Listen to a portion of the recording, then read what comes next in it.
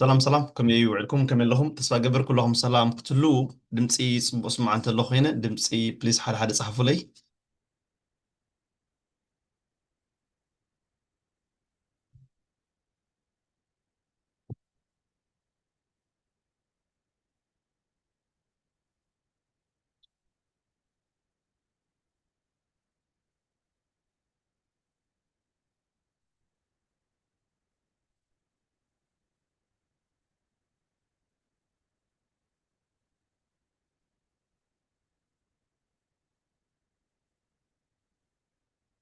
بس ما انت الله حد صحاب لي بليز.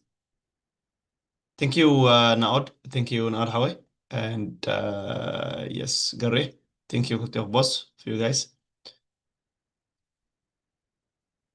Okay, please, this is very أزياء قداسيت تشمية قداسيت برنامج زيانة لما عنتي نتخيلكم ناب كل سب شركة قبرو نتخيلكم زبالة سنيرو ምክንያቱ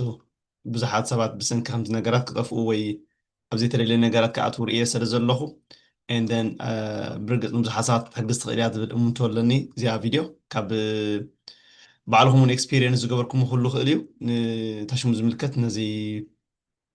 ስካመራት ዝምልከት ክሳብ ክንደይ ሃስያ ይወርድ ከም ዘሎ ርኢኹሞ ኣለኹም ስለዚ ነዚ ነገራት ብከመይ ኢና ክንቋፀሮ ንኽእል ዝብል ኢና ክንርኢ ሎማዓንቲ ማለት እዩ ወይ ድማ ኣጋጢሙ ዘሎ ነገራት እዚ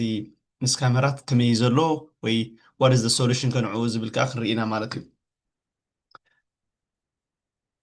ኦኬ ስቲል ድምፀይ ፅቡቅ ስማዕ ኣሎ ምሽ ኦኬ ሶ ሸር ግበርዎ እሞ ሰባት ገለ ሰባት ይተኣከቡ እሞ ብሓንሳብ ከይና መተንተሽ ሞ ንገብር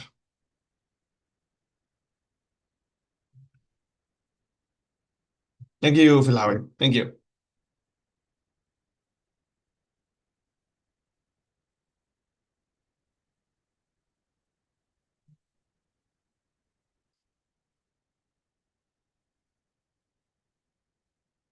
ብዛዕባ LSSC ዝሰምዐ ወይ ድማ ዝረኣየ ሰብ መን ኣሎ ካባኹም ካብ ትፈልጥዎ ሰብ ወይ ካብ ትረኣኹሞም ሰባት ኣብ ዝሓለፈ ሓፂር ግዜ ብዙሓት ሰባት ስካም ኮይኖም ወይ ድማ ብዙሓት ሰባት ገንዘቦም ኣቢሎም ኣለዉ ኤንደን ንዑ ኸ ብኸመይ ኣጋጢሙ ዘሎ ዝብል ክርኢና ማለት እዩ እንተኽእልኩም ግን ፕሊስ ናብ ብዙሓት ሰባት ሸር ገበርዎም እዚኣ ቪድዮ ብፍላይ ኣብ ዩቱብ ገለመለ ኣብ ፌስቡክ ብዙሓት ሰባት ክህልዉ ስለ ዝኽእሉ ኤንደን ብዙሓት ሰባት ክርብሑ ወይ ድማ ነዚ ሓሳባት ክብልዎ ይኽእሉ እዮም ማለት እዩ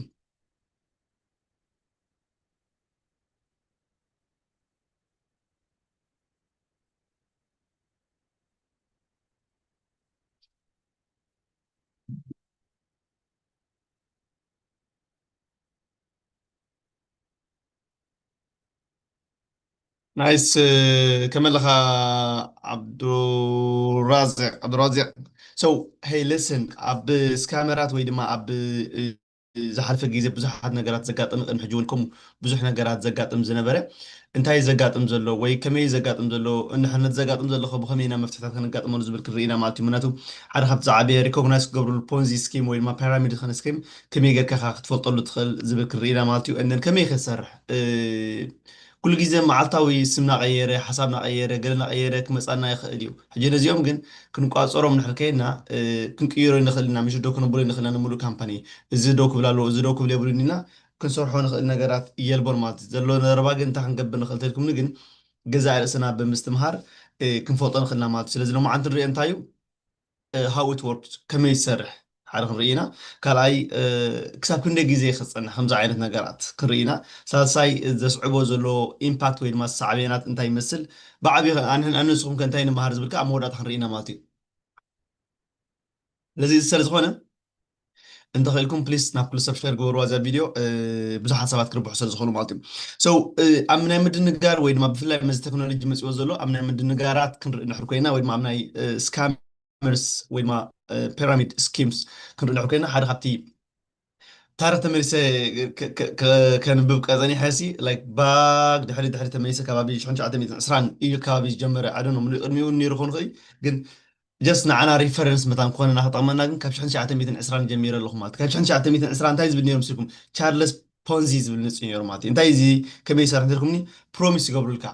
ኣብ 50 ኣብ 45 መዓልቲ ልክዕ 50 ሚኒታዊት ናይቲ መጠን ገንዘብ ናትካ ዕቤት ከምፅእ ይብሉካ ማለት እዩ ንኣብነት $10,000 ንሕሪብካና ኣብ ውሽጢ 45 መዓልቲ كندي قرنا خنبكا نبلغا لك 15,000 دولار وين ما 50% ريتيرن اب 45 زبل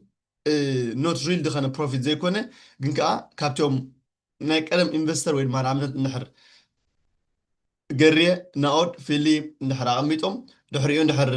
حسين مسيوم وين ما خالي سب نحر دحري مسيو نايتي بدحر زمت سب قدام ما يسبي هو مالتي زخون انفستمنت ينبرن زخون نغا توفرو نغا ينبرن انت ابلغا لك 45 معلتي نحر تصبيخه 45 معلتي 5 ميتاويت نايتي زقمت كاي مدن غنزب كملسك يبل خمالتي ازي ابي سرح نير تلكم وي معاس جمير تلكم شحن شعت ميتن عسران ماتي رجسني تسعة خميت كلهم زلهم بشحن شعت ميتن عسران ولا حد سبعين نبرن كبانا مالتي سو نخندي جيزة صاني حخا كوم جيرس نخندي جيزة كتالي صاني حندلكمني نشومون تو حملو كوم ناجبر كتالي صاني حو وين ما صاني حو مالتي كندي سبات ك لوز تغير وين ما كندي جنزب بزنا لهم عند خرخلو كابي 15 مليون دولار ايكيفالنت نايلهم عند وين ما بزنا لهم عند خلكو عن حكينا بزنا يزلنا زمن مالتي دولار كابي 15 شح دولار لوز 15 مليون دولار باي قرتا لوز تغيروا مالتي سلازي very simple تمثل ግን ከዓ ማልያ ዘይብል ብኸመይ ከተፈሊጡ ትልኩምኒ መብዛሕትኡ ግዜ ዝፍለጠሉ እዚ ብዙሓት ሰባት ምስ ፈለጥዎ ብዙሓት ሰባት ክዛረብሉ መጀመሩ እዮም ዝፈልጥዎ ማለት እዩ ኦኬ ስለዚ ሓደ ካብቲ ቻርልስ ፖንዚ ዝጀመረሉ ከም ማዓሲና 1920 ንክንደይ መዓልቲ ንክንደይ ግዜ ፀኒሑ ን8 ወርሒ ካብ ፀኒሑ ከባቢ 15 ሚልዮን ዶላር ከዓ ብዝናይ ሎማዓንቲ ኢኩቫለንት ማለት እዩ ክሳራ ኣስዒቡ ኣብ ደቂ ሰባት ማለት እዩ even a simple fraud can spread fast when trust and greedy mix so ዝኾነ ይኹን ምድንጋር ነገራት እንድሕር ስስዐ ዝበዝሖ ማሕበረሰብ ስለ ዘሎ ብዛ ዓለም እንታይ ዝኸውን ቀልጢፉ እዩ ዝጎይ ማለት እዩ ኦኬ ስለዚ ተቀዳማይ ክላብዎ ዝደሊ ብዚ ስስዐ ክህሉ የብሉ ማለት እዩ ድሕሪ ዝመፀ እንታይ መፅኡ እንትልኩም በርኒ ማድኦፍ ድብል ሲስተም ወይ ድማ ቢዝነስ መፅኡ ማለት እዩ በርኒ ማድኦፍ ድብል እንታይ እንትልኩምኒ ክሌምድ ማን to manage a highly successful investment funds never actually invested just calculated investors money እዚ ከዓ እንታይ ዝብል እዩ በቃ ነቲኦም ኣዝዮም ሃብታማት ዝኾኑ ባይ ደ ወይ እንድሕር ሎማ ዓንቲ ንስኻ ገንዘብካ ስካም ትከይንካ ኣለኻ ወይ ክንዲ ዝኽብል ደልካ ኢሎም ገንዘብካ ንሓረትኦም ካልዎ ኮይኖም ወይ ኤልኤስኤስሲ ድዩ ወይ ካልኦት ድዩ ወይ ዳሕራይ ፀኒሖ ንሪኦም ኢና በዓል ብዙሓት ዘጋጥሙ ዝነበሩ ዝሓለፈ ዝነበረ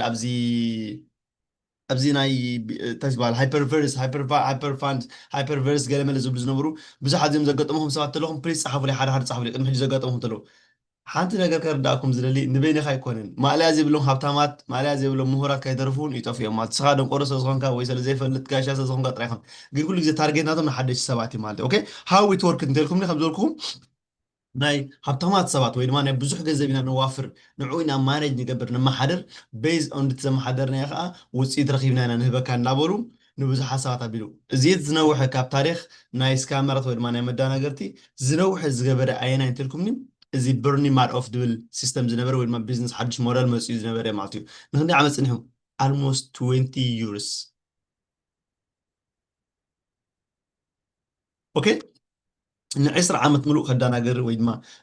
جيجا تاشمو قبل صنيح مالتي 10 عامت نوح سلا صنيح كندي جيزه كندي جنزب هاسين تركمني كبابي سوسان حموشتن بليون دولار كا انتاي غيرو ناب غاربي اتي ويدما نبز حسابات كا ادانا غيرو ويدما اتيو مالتي سلازي ازون قليل زي كونه نجر اي مالت كابزنو مهارو انتاي تركمني كل جيزه ديسايد كل جيزه تقبر كلها كتوسن كلها كتحسب كتقلالك مالتي حسبنا مرميرنا كنوسن يقبعنا إلي أمن مالتي أوكي أنت زي كين جن مساوتي ناي بزحات سبات كنكون مخلينا مالتي دحري إذا مثلا أنت يا كنتشان 10 تلتن كسب كنتشان 10 4 حاد نجر كامسي مالتي أنت هي مسي كنتشان 10 كنتن كسب كنتشان 10 4 تلكمني تيليفاكس فري بالمال تيليفاكس فري أنت يزقبر تلكمني كليمت VIP phone service بالمالتي paid membership to post ads but really money came from recruits and others كلهم دم اساسا كالهم باي ودي حركه ريكم يوم مجمر مبدتا بريكروت يمسحوا مبزحتهم ريكروت مالت 7 مالتي 7 زبل زربا بو يوم بيسرحوا بزح غزه مالتي اوكي انت خونا جن ازخ خميس سرح زي تليفاكس فريزبل انت يسرح نيرو وي بخميس سرح نيرو انت لكمني زي ناي تليفون سيرفيس ناي مدولي ناب إيرترا دو ناب أفريقيا دو ناب قلدو ناب قلدو ناب قلدو تقول تخلي خمو إن ديسكاونت خوها بكا سيز بزاق كان ريجستر جبر ريجستر مزجبر كا سمو وها بكا سبب تمسي خا ديسكاونت جبر اللي ديسكاونت رايز جبر نسخة خا قرو جنزب تربح سلازي إذا أنت تبع الصوانيرو تليفاكس تليكس أوكي تليكس فريز بالنيرو مالتي كاب مع جميرو 2012 جميرو up to 2014 قصيلو مالتي نخلط عمتي قصيلو أب عمت كبابي 1 بليون دولار كا جلوبالي أب عالم لخمولو خا كبابي 1 بليون دولار كا كسارات أصعب مالتي سلازي كنت قالوا very very important مالتي كل جزء pretend product كم زلوا ويد ما نبرد شيء كم زلوا أمثيلهم نبرد بحالي بلوم الشيت جن كمان الشيت أنا نسخهم الشيت مالتي أوكي دحريز مثلا طيب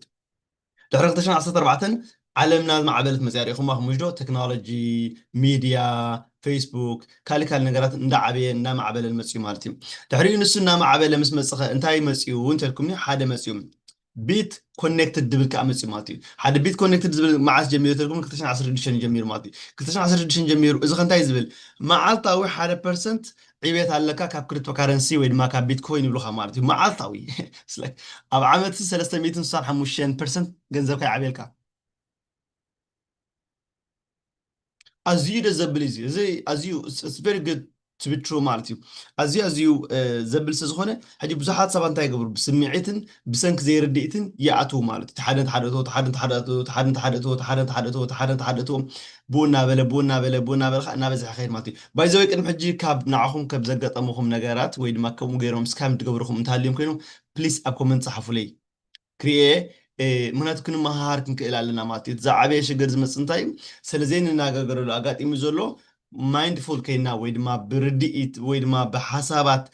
ዘየሎ ከነልዕል ክንዛረብ ኣይንኽእልና ግን ነቲ ዘሎ ግን እዝን ጭብጢ ዘለዎ ነገራት ገርና ክንዛረብ ስለዘይምኽኣልና ወይ ድማ ሓሳብና ሸር ስለዘይንገብር ኢና ብፍላይ ከም ማሕበረሰብ ኩሉ ግዜ ንህሰ ማለት እዩ ኦኬ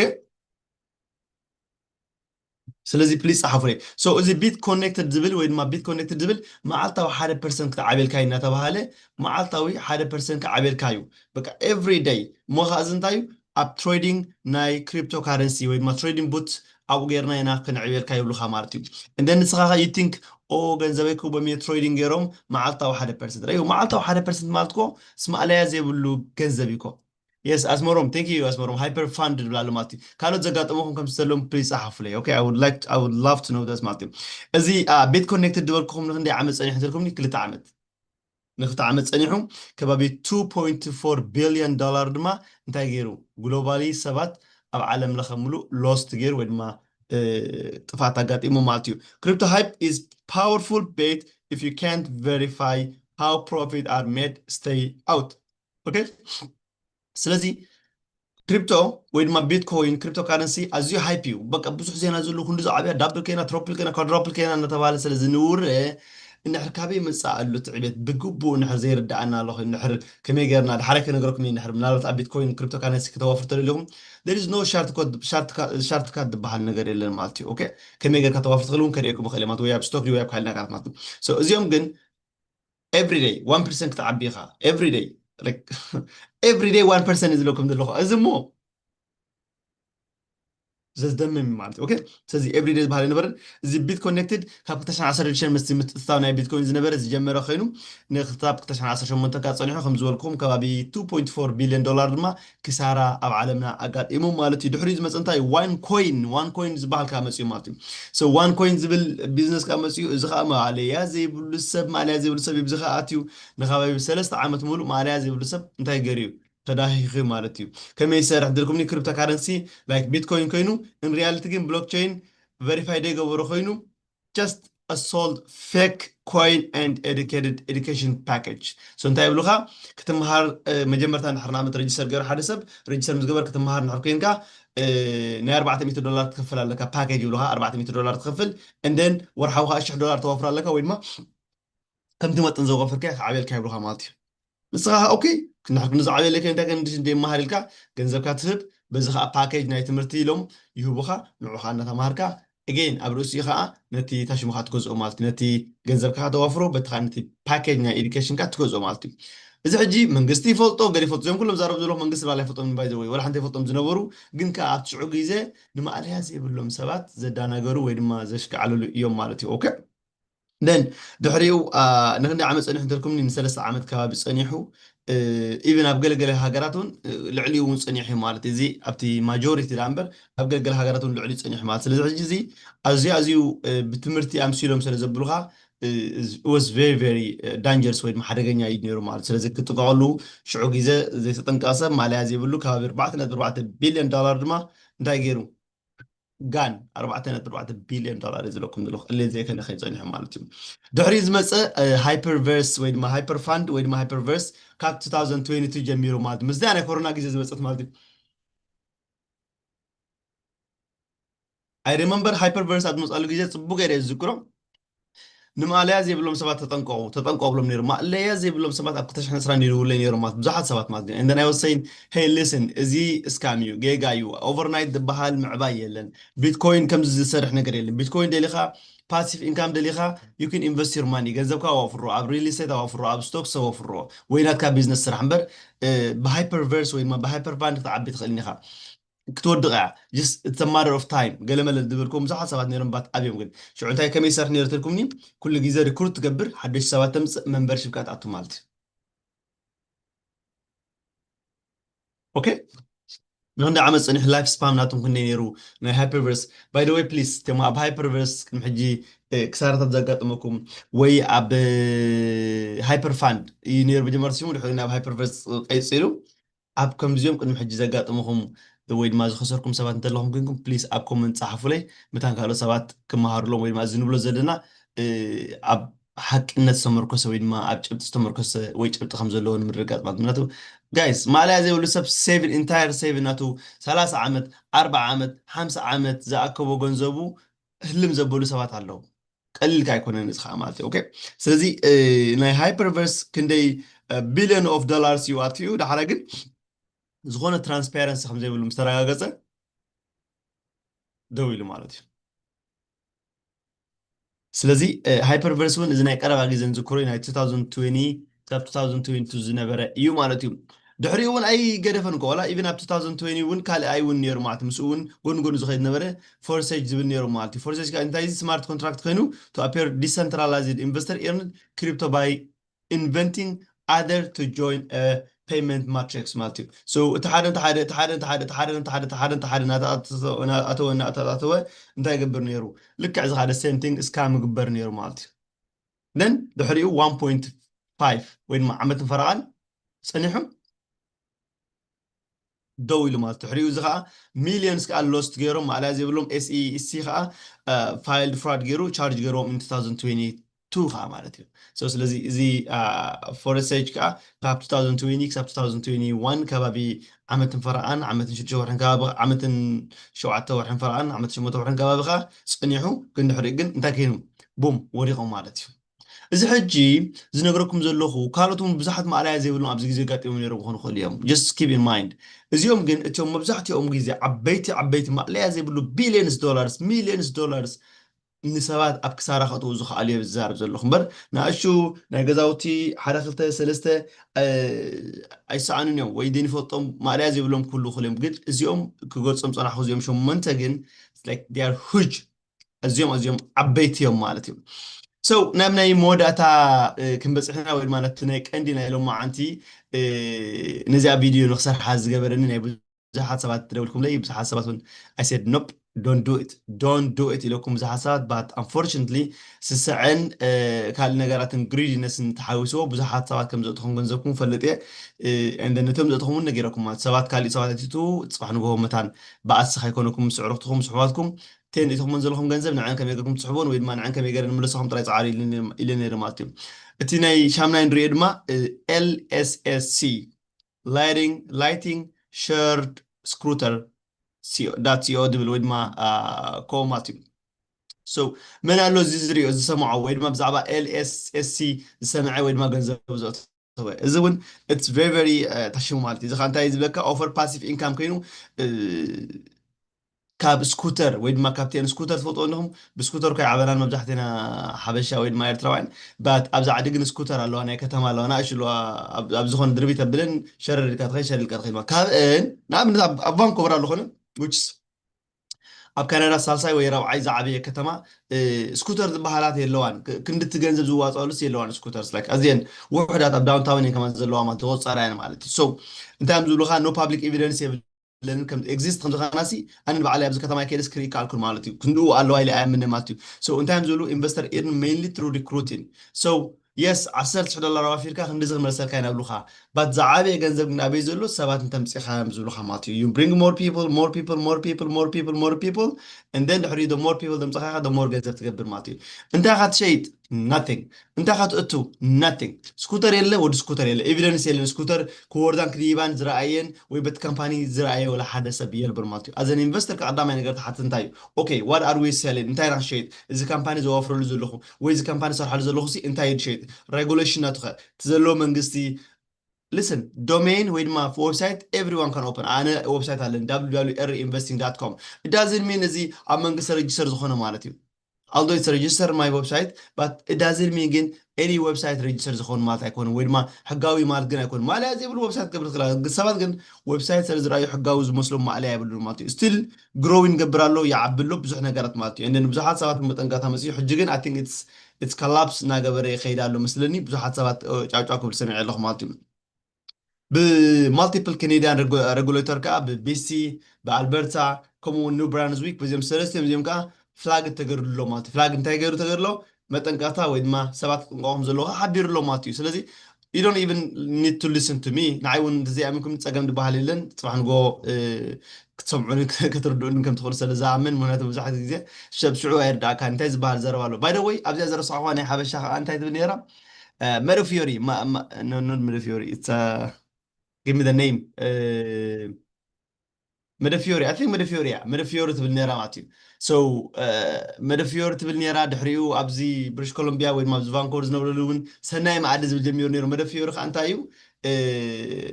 ما عاد فيوري ولا ميدافيوري I don't know ما عاد فيوري ولا ميدافيوري I think ترديهم مالهم تاع سكامر I think even إرتراويز مرحن نيرو نسا جنزة تو أنت عاركها كم جيفت الكاتبو تعارك أنا تعاربو تعاربو ኣብ መደፊዮሪ ማእለያ ዘይብሉ ሰብ ብቐረባ ዝፈልጦም ዝተባኣሱ ሰባት ኣለዉ ማለት እዩ እስከ ንገሩኒ ካባኸም ዘጋጠሞ ሰመን ኣሎ ኣብ መደፊዮሪ ወይ ኣብ ሰናይ ማኣዲ ወይ ኣብ ሃፐርቨርስ ካብዚኦም ሲ ኢነዋት ኣብ ሂወተይ ኣፌክት ገይሮም እዮም ትብሎም እንድሕር ኣለኹም ግን ወይማ ዘጋጠመኩም ተሎ ፕሊስ ፀሓፉ ለስከ ኣስማት ናይትዮም ካምፓኒ ዘጋጠመኩም ከም ማለት እዩ ቴንክ ዩ ኣስመሮም ይርኢ ኣለኹ ሃይፐርቨርስ ስላሎ and then ሞሶፊዮሪ yes not ማኣዲ ፊዮሪ መሶፊዮሪ yes that was Montefiore. Montefiore زقاطبكم سمن نيرو. Montefiore was one of ማእለያ ዘይብሉ ኤርትራውያን ብቐረባ ዝፈልጦም ዘጋጠሞም ነይሩ ማለት ስለዚ ሕጂ ድማ እዚ LSC ወይ ድማ ስክሩተር ዝበሃል ዘሎ ወላ ሓንቲ ዝጠቅም ነገር ከም ዘይኮነ ፅባሕ ንጎ ክትንቀቑ ጥራይ ዝብለኩም ማለት እዩ ሊትራሊ እቲ ሓደጋ እዩ ዘሎ ማለት እዩ ሶ ክትንቀቑ ይግባኣኩም ማለት እዩ ሶ እንድሕር ኖትስ ጌርኩም ወይ ድማ እንድሕር ኣስተቢልኩም ካብዚኦም ክዛረበኩም ጠንኹም ሸሞንተ ይኾኑ ስካመራት ዘምፃኽዎም ወይ ድማ ቅድሚ ሕጂ ምድንጋራት ዝገበሩ ተሪኢኹሞም ኩሎም ሓደ ዘመሳስል ነገር ኣለዎ እንታይ ዘመሳስሎም ነገር እንትልኩምኒ ቀዳማይ ኣዝዩ ዘዋናውን ውፅኢት ወይ ድማ ወፍሪ ገንዘብ ከም ትምለሰካ እዮም ዝነግሩኻ እንድሕሪኹሞም ኩሎም ገሊኦም ኣብ 45 መዓልቲ 50% ገሊኦም ኣብ 21 መዓልቲ 100% ገሊኦም ኣብ 3 ወርሒ ላይክ ዳብል ትሪፕል ኳድራፕል እንዳበሉ ይብሉኻ ማለት እዩ እዚኣ ሓንቲ ተማስሎም እያ ሕጂ ኩሉ ግዜ ኣብ 3 ወርሒ ገንዘብ ካዳብል ነት 3 ወርሒ actually ኣብ 45 መዓልቲ ገንዘብ ካዳብል ኮይኑ ተለምኻ it's already ሬድ ታብያ ንዓይዛ ማለት እዩ ስቶፕ ክገብር ክሓስባ ትገብረኒ ማለት እዩ ምክንያቱ ስቶክ ማርኬት ድዩ ክሪፕቶ ካረንሲ ድዩ ሪል ስቴት ድዩ ኩሉ ካብ 8% 10% ኣይሓልፍን ማለት ኣነስ ሓደ ክልተ ቮላታይል ዝኾኑ ስቶክስ ወይ ድማ ክሪፕቶ ንድሕር ዘይዋፊርካ ማለት እዩ ኦኬ ስለዚ ሓደ ዘማስሎም ነገራት እንታይ እንተልኩምኒ ዘማሳስሎም ቀንዲ ኣዝዩ ዘዋናውን ውፅኢት እዮም ዝነግሩኻ ማለት ኣዝዩ ዕቤቱ ሲ ማእለያ ዘይብል ዕቤት ከም ዘለዎ እዮም ዝነግሩኻ ሓደ እዚኣ ካልኣይ ዕድሚኦም ሓፂር እዩ ኦኬ ዕድሚኦም ኣዝዩ ሓፂር እንተሪኢኹሞም መብዛሕትኦም ዕድሚኦም ካብ 2 ዓመት ሓሊፉ ሓደ ጥራይ ነይሩ ተዓንተ ወይ ዝረኣናዮም ንሱ ጥራይ ከባቢ ንክንደይ ዓመት ነይሩ እቲ ናይ በርኒ ማዶፍ ዝብል ሲስተም ወይ ድማ ቢዝነስ ሞዴል መፅኡ ዝነበረ እሱ ጥራይ ከባቢ 10 ዓመት ፀኒሑ ማለት እዩ ካልኦት ግን ኩሎም ተሪናዮም ኣንደር 5 years እዮም ዝፅንሑ ማለት እዩ 5 ዓመት ከማ ይፀንሑ ማለት ሰብ ኩሉ ስለ ዝፈልጦም ቀጢፎም ሽዑ ብፍላይ ካ መዚ ኢንተርነት ዘሎ ኣዝዩ ሰብ ዳ ብሓፂር ክህብትም ብቐሊል ክህብትም ስለ ዝደለ እንተዘይኮይኑ ኩሉ ሰብ ቀልጢፉ እዩ ዝፈልጦም ማለት እዩ ኦኬ ስለዚ እንታይ ኢልና ሓደ ዘዋናውን ተሽምለዎም ካልኣይ ዕድሚኦም ሓፂር እዩ ሳልሳይ ከ እንታይ እንትልኩምኒ ኤልዌይስ ፑሽ ይገብሩኻ ወይ ድማ ይዳፋፍኡኻ ሰባት ከተምፅእ ጥራይ እዮም ዝደፍኡኻ ድነገና ተልዩ እዚ ሎ ድሽየጥ እዚ ሎ ወፍርኻ ኣብ ከምዚ ኣይብሉኻን እዮም ኩሉ ግዜ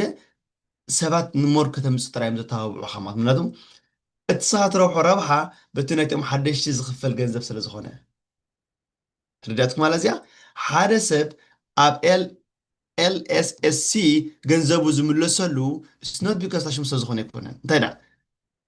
ወይ ኣብ ሃይፐርቨርስ ዝምለሰሉ ዝነበረ ገንዘቡ ዝኾነ ውፅኢት ስለዝተመዝገበ ወፍሪ ስለዝተዋፈረ ክሪፕቶ ካረንሲ ወይ ኣብ ስቶክ ማርኬት ኣይኮነን ኣይወዓለን ኣይነበረን ኣይተሓሰበን ከማን እንታይ ዳ ነይሩ እንተልኩምኒ ኢትስ ኦል ካብቶም ሓደሽቲ ኣፈርቲ ናይቶም ሓደሽቲ ኣፈርቲ ገንዘብ ይመፅእ እቶም ሓደሽቲ ኣፈርቲ ገንዘብ ይህቡ ንሶም ከዓ እቲ ገዲምካ ይወስድ ማለት እዩ ስለዚ እዚኣ እታ ሲስተም ዝጥቀመላ ማለት እዩ ስለዚ ንሕር ሪክሩቲንግ ቱ ማች ሪክሩት ግበር ወይ ድማ ሰባት ኣምፅ ዝብሉካ ንሕር ኮይኖም እዚኣ ሓንቲ ሬድ ፍላግ እያ ንሕር ኣብ ሰለስቶምን ኣብ ወርሒ ኣብ 45 መዓልቲ ገንዘብካ ዳብል ክኸውን እንተኢሎምካ እዚኣ ሓንቲ ሓደጋ እያ መዓልታዊ 1% ከዓብልካ ዝብል ሕጊ እንተምፅኦምካ እዚኣ ሳልሰይቲ تين warning sign بحالاتي تين yellow sign مشالو warning sign كي لا حبرت بقى زي اني حبرت السايد ما تكون تنقالني قبعنا ما تحجي بزح غيزه خاطي زدنصو ነገር كانت انتركوني ببزح غيزه سدتኛ زخونه ሰብ ወይ ድማ ኢሚግራንት ኮይኑ ዝመፀና ኣብ ካናዳ ወይ ድማ ዳስፐሬት ዝኮነ ብህይወት ብዘይ ቅድስ ኣብ ካናዳ ኣብ ኣሜሪካ ኣብ ኣውሮፓ እቲ ናብራ ቀጨጮ ዝበሉ ሰብ ግሪዲ ዝኮን ማለት እዩ ሶ ግሪዲ ይኮን ወይ ድማ ስስዑ መኸውን ኣብ ሓፂር ግዜ ከብትም ኢሉ كبتم كم زلوا ويا أبتناتو ما ينسد وين ما أبتنا كريت أمورناتو زكانة مالتي حجة أب حتصير جيزكتها كتبتم وين ما أبصومون أبكتصومون أولحي جنزبك 10 دولار 13 دولار كون الكلكن راح حسب الله هنجا قدام يتلك كافي وين ما قدام يزركب نسخة وين نسخة خمال سلزي كم نبها النجار يلين always we have to think long term لك وفري يخون بيزنس يخون كل نجارات كم قريبي وقسنا بالنعبي زخير مر أبوش الصومون أبوش قطصومون لو تزمت نجار يلبون مالتي ስለዚህ እቲ ዝዓበየ ማይንድሴት ናትና ሽፍቲ ክኸውን ዘሎ ኩሉ ግዜ ንስደተኛታት ንሓደሽን ብቐረባ ገንዘብ ክረኽቡ ኢሎም ስለ ዘብልዎም ቡም ንዕኦም እዮም ዝህብዎም ማለት እዩ ኣይ ኖ there is people ኣብ ናይ ሃይፐርቨርስ ናይ ደቆም ሴቪን ናይ ደቆም እየ ዝብለኩም ዘለኹ 30-40 ዶላር ናይ ትምህርቲ ንደቆም ኢሎም ዘቐምጡሎም ንትምህርቲ ኢሎም ናቶም ናይ ኢንቨስትመንት ዝነበረ ንናይ ገዛ ዳውን ፔመንት ክጥቀምሉ ኢሎም ዘቐምጥዎ ገንዘብ ዘውፅኡ ፋሚሊ ማእለያ ዘይብሎም ሰባት ኣለዉ ብዙሓት ሰባት ነቲ ሓደ ክልተ ከማ እንደይኮነስ ብዙሓት ሰባት እየ ዝብለኩም ዘለኹ بعد زبده حسب جن unfortunately حما عدل كينو بكبيت مرتي خماري زدلي واقع خفيلو خماري دلي واي خلي تسمع سلام تاي تسمع حسب كل في الكاس يتمرمر زي تصنع بزعوا 10 دولار 20 دولار 13 دولار 14 دولار كتقمطنا حسب كلاسي واي دنج حسب كل في الكاسي تسكون عدي and then دبز حسب كم يبلك وسينو مسيو يزنقرك unfortunately so ስለዚህ ክንጥቀቀሎም ይግባና ማለት እዩ ዘዋናውን ውጽኢት እንተለውን ኮይኑ እንድሕር ሰባት ኣምፁና ዝርብሽና ኣለዎ ኮይኖም መዓልታዊ 1% ከዓብልኩም እዩ ዝበሃል ዘረባ እንትሕር ኣሎ ኮይኑ እዚኦም ኩሉ ግዜ እንታይ እዮም ሓደገኛታት ምዃኖም ክንጥንቀቐሎም ይግባአና ማለት እዩ ኦኬ ስለዚ እዚ ናይ LSS ኢኻ ኣብ ሰዓት እዚ ብዙሕ ጫጫታ ኣሎ ዝሓለፈ ተውሒ እውን ብዙሓት ሰባት ዝሓለፈ ሰለስቶምን እውን ብዙሓት ሰባት ክነግረኩም ፀኒሐ ባት unfortunately ዝበዝሕ ሰብ ብኸምኦም እዩ ከም ዝከፊሉ ዋጋ ክመሃር ዝደሊ ወይ well I don't care ዝብል ኣተሓስባ ስለ ዘለዎ ንስኹም ግን ብዝተኻእለኩም መዳይ ክትንቀቑም ኣብ ከምዚ ዓይነት ነገራት እንድሕር ተሳቲፍኩም ፀኒሖም ወይ ድማ ኣለኹም ኮይንኩም ከዓ ፕሊዝ ሕውነትካ ምሕዝነትካ ፍቕርኻ ምስ ጎረቤትካ ምስ ዓድክኻ ካብኡ ዝዓቢ ነገር የልቦን ማለት እዩ ካይተኸስሮም ፅዋሕ ንጎን እዮም ሰባት እዚኦም ኣብ ቢዝነስ ክኸውን ከሎ ክልተ ነገር ኢኻ ትሸጥ ማለት እዩ ኢዘር ፕሮዳክት ሸጥ ወይ ድማ ሰርቪስ ኢኻ ትሸይጥ ማለት እዩ ክልተ ነገር ክህሉ ይኽእል ኣለዎ እትሸጦ ነገር እንታይ ኢኻ ትሸይጥ ዘለኻ ንኣብነት እንድሕር ናብ ኣፕል ከይድና እንታይ ትሸጥ ወይ ድማ ናብ ኣማዞን ድሕር ከይድና ንብረት ኣሎ ዝሽየጥ ኦኬ እንድሕር ናብ ሓደ ሎየር ከይድና ሰርቪስ ሓቲና እንታይ ከተውጥ ኣገልግሎት ዝህበካ ድጭበት ነገር ኣይኮንን ኣብ ባንኪ ድጭበት ነገር ኣይህቡኻን እዮም ኣብ ባንኪ ዘሎ ሰርቪስ ኢንሹራንስ ኢንቨስትመንት ናይ ካልእ ዕላታት ናይ ክሬዲት ካርድ ትሕዞ ትኽእል ኢኻ እዚ ኣይትሕዞን ኢኻ ኢጅስ ናምበርስ ጥራይ ማለት እዩ ሰርቪስ በሃል ዝኻ ማለት እዩ وي كورس اونلاين حركه زي تحوزه ديها تشبطه ديها تشبطني خا ازي انت ايتلكمني كل جيزه سيرفيس مالت ስለዚ ኣብ ቢዝነስ ክንመፅእ ከለና ክልተ ነገርና ንሓስብ ኢደር ሰርቪስ ዲና ክንሸይ ኣገልግሎት ዲና ክንህብ ወይ ድማ ንብረትና ክንሸይጥ ኦኬ ስለዚ እዚአን ነይረን ማለት እዩ ሰው ሓድሽ ኣይኮነን ሓድሽ ቢዝነስ ተሓቢኡ ንዓኻ ዝመፃካ ወይ ንዓኺ ዝመፃኪ የልቦን ዕድመን ጥዕናን ኢንተርነት ኤቭሪዌር ኣብ ኩሉ ዘሎ እዩ እንደን ከምዚ ተሓቢእኻ ፅቡቅ ትዕድል እያ ተሓቢእኻ በቃ ሎማዓንቲ ገበራ ገለመለ ንሕላለ ኮይኑ ወይ ድማ ፑሽ ዝገብሩካ ዝህቡካ ንድሕር ኮይኖም hold on ወዲ ሓዊ hold on let me think about it ብሎ ክዛረረበሉ የስከ ምስ ዘማኽረኒ ናይ ፋይናንስ ድዩ ምስ ኣነ ዝኣምንሉ ንፉዕ እዩ ዝበልኮ ሰብ ድዩ ምስ ቴክኖሎጂ ዘሎ ኣብ ዩቱብ ኣቲኻ ዲኻ ምስ ናይ ሬጉሌሽን ነቲ ዓዲ ዘለካ ዲኻ ታክስ ከመይ ኢካ ክትከፍል ፅባሕ ንኩም ሬጉሌሽን ኣለዎ ድዩ ወይ ድማ ሕጋውነት ኣለዎ ድዩ ተመዝጊቡ ድዩ ሰርቲፊኬት ናቱ ኣሎ ድዩ ኢልካ ከተረጋግፅ ትክእል ኣለካ ኢቭን ይክን ኮል ናቲ ሬጉሌተር ማለት እዩ ሬጉሌተር ናይ ቢሲ ብሪቲሽ ኮሎምቢያ ናይ ኒውፎንላንድ ናይ ኣልበርታ ናይ ቶሮንቶ ኤኒ ስቴት ናይ ካሊፎርኒያ ኒቫዳ ኣደን ዋትኤቨር ስቴት ዘለዋ ማለት እዩ ቴክሳስ ክሓትት ኣለና ማለት እዩ ሓቲትና ኣረጋጊፅና ክንኣቱ ከለና እንደን ሎንግ ተርም ዝብል ወይ ድማ ንነዊሕ ግዜ እንድሕር ሓሲብና ከዓ ካብዚ ከምዚ ዓይነት ሓደጋታት ክንድሕን ንኽእልና ማለት እዩ ስለዚ ፕሊስ ብዙሓት ሰባት ኣብ ሰዓት እዚ በዚ ካምፓኒ ወይ ድማ ብከምዚ ዓይነት ጉዳያት ማልያ ዘይብሎም ገንዘቦም ማልያ ዘይብሎም ሴቪናቶም ማልያ ዘይብሎም ንደቆም ኢሎም ነትምህርቲ ዘቕመጦም ማልያ ዘይብሉ ገንዘባት ይኸስሩን ይጠፍኡን ስለ ዘለዉ ፕሊስ እዚኣ ቪድዮ ግድነት ናብ ብዙሓት ሰባት ሸር ክገብርዋ ንብዙሓት ሰባት ክትሕግዞም ትኽእል እያ ምናልባት ንዓኻ እንድሕር ዘይጠቕመትካ ንካልኦት ሰባት ክጠቕሞም ትኽእል እያ ዳሓበይ ኦኬ ንዓኻ እንድሕር ዘይጠቕመትካ ነቲ ሓደ መሓዛኽ ወይ መሓዛኻ ክጠቕመካ ትኽእል እያ ስለዚ ፕሊስ ኣይ ቤግን ዩ ናብ ኩሎም ሰባት ሸር ክትገብራ እዚኣ ቪድዮ ብዙሓት ሰባት ክብሉ ማለት ንዓኹም ከዓ ከምዚ ዓይነት ዘጋጥምኩም እንተሎ ኮይኑ ካብ ተመክሮኩም ሸር ግበርዎም እንታይ መን እዩ መፅኡ ባንክኻ መፅኡ ክፀርፈካ ወይ ከብልካ ኣነ ከምዚ ከሲረ ኣነ ከምዚ ተኣቢለ ስለዚ ካብዚ ክንጥንቀቕ ክንክእል እዚ ክብል ከለዎ ግን ብጭብቲ ዝተተሓዘ ክኸውን ክኽእል ኣሎ ትሚካ ዕላል ኣቢልካ ምፅላም ዘይኮነስ እዚኣን ማለት እዩ ስለዚ እዚኣ ትመስል ናይ ሎማዓንቲ ቪድዮ ፅኒልኩም ስለ ሰምዓኹምኒ ብጣዕሚ የመስግን እቲኦም ሳብስክራይብ ዘይበልኩም ሳብስክራይብ ግበሩ ከምኡውን ከም ኩሉ ግዜ እቲ ናይ ስቶክ ማርኬት ኣብ ሰዓት ዘለዎ ከም ዝረኽሞ ብዙሕ ምግምጣላት ስለ ዘሎ ብዙሕ ረብሓታት ኣሎ ብዙሕ ከዓ ሓስያታት ከዓ ክህሉ ይኽእል ማለት እዩ ንድሕር ብፅቡቅ ነብስኻ ፖዚሽን ዘይገርካ ማለት ስለዚ ኣብ ትምህርቲ ናይ ኤሪ ኢንቨስቲንግ ከዓ ብዙሕ ምዕባለታት ተገይሩ ነቲ ዝነበረ ትምህርቲ ከም ብሓዱሽ ተሓዲሱ ብኣዝዩ ምዕቡል ዝኾነ ወይ ድማ በቲ ሕጂ ዘሎ ግዜ ክኸይድ ዝኽእል ቪድዮታት ወይ ድማ ትምህርትታት ኣጃስት ገርና ኣለና ክትመሃር ትደልዩ ወይ ድማ ብዛዕባ ወፍሪ ከመይ ገርና ክንዋፍር ስቶክ ማርኬት ከመይ ይሰርሕ ከመይ ገርና ናትና ስትራተጂ ነውፅእ ፖርቶፎሊዮ እንታይ እዩ ዳይቨርሲፊኬሽን እንታይ እዩ ዓይናይ ስትራተጂ ዝሓሽ ዝብሉ ማእለያ ዘይብሎም ትምህርቲ ንስቶክ ማርኬት ኣለዉ ኣብ www ኢንቨስቲንግ ወይ ድማ ኣብዛ ዲስክሪፕሽን ክግድፈልኩም እየ ኣትኹም ክትመሃሩ በዚ ጋጣሚ ላበኩም ማለት እዩ ምክንያቱ ደሞር ዝነቕሓና ደሞር ፍልጠትካ እያ ሓራ ተውፃእካ there is nothing ሓራ ዘውፃእካ ካለ ማለት እዩ ስለዚ ደሞር ፍልጠት ዓጠቕና ደሞር ብዛዕባ እቲ ንገብሮ ነገራት እንድሕር ግቡእ ዝኾነ ርድኢት ኣሕዲርና ዝሓሸ ተሽሙ ክህልወና ክእል እዩ ዝሓሸ ውፅኢት ክህልወና ክእል እንተዘይኮይኑ ግን እንድሕር ርድኢት ዝበሃል ዘይብልና ኮይኑ ኤልኤስሲሲ መፅእ ድርግም ከብለና ገለ መፅእ ድርግም ከብለና ማለት ስለዚ ውዳ ቢን ሰይድ ቴንክ ዩ ቨሪ ማች ኩለኩም ፅኒኩም ስለ ሰምዓኹምኒ እቶም ክትመሃሩ ትደልኹም ዝበልክዎ ኣብ www ኢንቨስቲንግ ኣትኩም ተመሃሩ